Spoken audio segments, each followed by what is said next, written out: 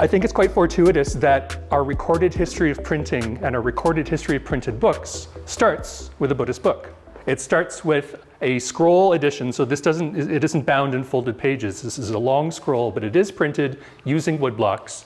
And at the very end of this scroll, there's a dedication by the person who put together the money and got together the funds to make it happen. This person dedicates it to the merit of his parents, and there's a date at the end which corresponds to the 11th of May, 868 of the Common Era. So our recorded history of printing globally, worldwide, starts with a Buddhist book.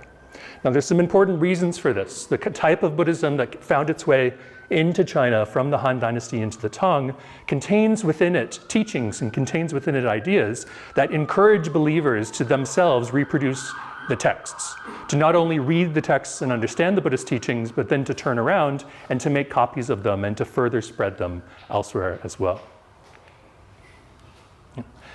Now, conventionally, when scholars have looked at Buddhist publications, especially in East Asia, they look at something called the 𝗘𝘃𝗃𝗲 or the canon. And in this case, a canon basically means an officially sanctioned corpus of texts that belong to a religious tradition and which are kind of approved to be proper reading. There are a lot of other spurious texts out there that are excluded from the canon, but if there is a canonical collection that's produced, the understanding is that everything within it is worth reading and is the authentic teachings of the Buddha. In Chinese, this has had various names over the years. Sanzang, the threefold canon, meaning that it has the three major genres of Buddhist texts within it. But two other terms that are commonly used are also 𝗘𝘃𝗃𝗲, which simply means all of the scriptures that belong within this collection, or 𝗱𝗃𝗃𝗲, the kind of the great collection of scriptures.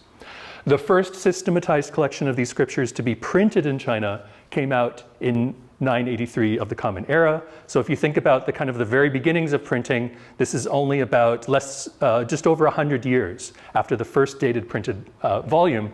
We have entire sets of Buddhist texts that are being printed using woodblocks. And the original sets, the original canonical series of texts, run to over 1,000 titles. So this isn't kind of like an Old Testament, New Testament, and you're done. This is a library of works that they're producing using woodblocks and using print technology. Okay? Throughout history, most of the historical canons, most of the Buddhist canons have been printed with woodblocks. It's only when we get into the modern era that we first start seeing a few editions that are using movable type, and usually it's mechanized modern movable type. Okay? When we get into the modern era, book publishers and book producers in China are introduced to two really radical new ways of producing printed materials, which build upon and were originally inspired by woodblock printing, but allow them to do things at a vastly expanded scale compared to before. So in around the end of the 19th century into the early 20th century, we have the introduction into China of mechanized movable type, meaning big machines like this, where you prepare a page of metal type and you have a type prepared for every single Chinese character that you might need. You prepare it on a form, you ink that, and then you use that to print books. This particular picture is from a pamphlet that was produced by the China Baptist Publication Society in 1908. And indeed, Christian missionaries were some of the first people to bring in this modern technology into China because they were very interested in printing Bibles and other religious material. The students and the acolytes who studied at their religious print shops, many of them went on to create their own printing businesses. And some of the biggest publication companies in China, secular publication companies, such as the commercial press, were founded by men who had learned their trade at the feet of these missionary presses and of Christian missionaries. The other major technology that's introduced around this time is lithography, especially photolithography. So whereas both woodblock printing and movable type are a mechanical process of printing, you have a mechanical thing, you apply ink to it, and then use that to transfer to the paper, lithography is a chemical process. There's a stone surface, it's treated with different chemicals, some of which repel ink, others attract ink, and you use that to create an image or to create a kind of a model, and then use that to make reproductions.